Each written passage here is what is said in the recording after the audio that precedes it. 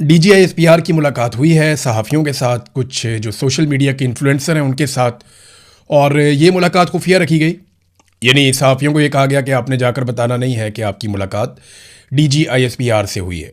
रावलपिंडी में ये मुलाकात हुई और यहाँ पे जो चीज़ें डिस्कस हुई, अब आहिस्ता आहिस्ता चीज़ें बाहर आ रही हैं। कुछ चीज़ें फर्दर बाहर आ जाएंगी तो वो भी मैं आपको बता दूंगा।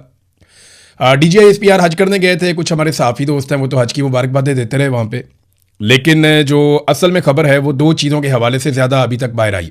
नंबर एक, कश्मीर पे फोकस था उनका और अफ़गानिस्तान के ऊपर उनका फोकस था ज़्यादा। इन चीज़ों के ऊपर वो बात कर रहे थे। तो कश्मीर और अफ़गानिस्तान में इस वक्त एस्टेब्लिशमेंट के लिए चैलेंजेस हैं।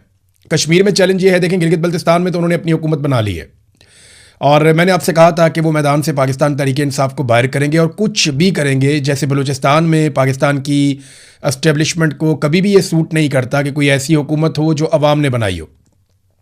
इसी तरह गिलगित बल्तिस्तान और कश्मीर भी उनकी रेड लाइन्स हैं।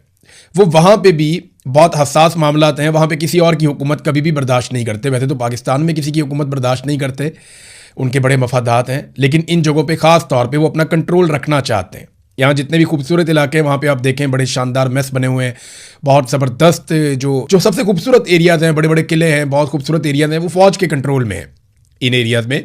और खूबसूरत तरीन इलाके, बड़े अच्छे मैसेज, बहुत ज़बरदस्त रिक्रिएशनल साइट्स, वो पाकिस्तान की मिलिट्री एस्टेब्लिशमेंट के कंट्रोल में। गरीब आदमी या गरीब फौजी का वहाँ पे कोई लेना देना नहीं है।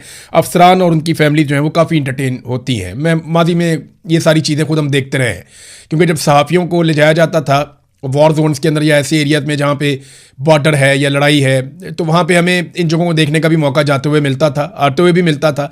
तो मैं आपको ये कह सकता हूँ, और जो लोग फ़ौज से रिटायर हुए और जिनके फ़ौज के साथ अच्छे ताल्लुकात नहीं रहे, वो फिर बताते भी है कि किस तरीके से जो कौम का बजट है वो कहाँ कहाँ पे भी लग जाता है। यानी हमें तो सिर्फ ये लगता है ना कि सिर्फ गोली बारूद और बंदूकें खरीदी जाती हैं, लेकिन और बहुत सारी चीज़ें भी हैं, जैसे हर इदारे में होती हैं वैसे फ़ौज में भी हैं। कोई पाकिस्तान से बाहर तो ये इदारा नहीं है, जैसे पाकिस्तान के बाकी इदारे हैं वैसे भी फ़ौज भी एक इदारा है, कोई ज़्यादा फ़र्क नहीं है इनका। तो नाज़रीन, डीजीआईएसपीआर ने कश्मीर के बारे में ये कहा कि रियासत जो है वो भी माँ बनकर प्यार से और मोहब्बत से डील कर रही है।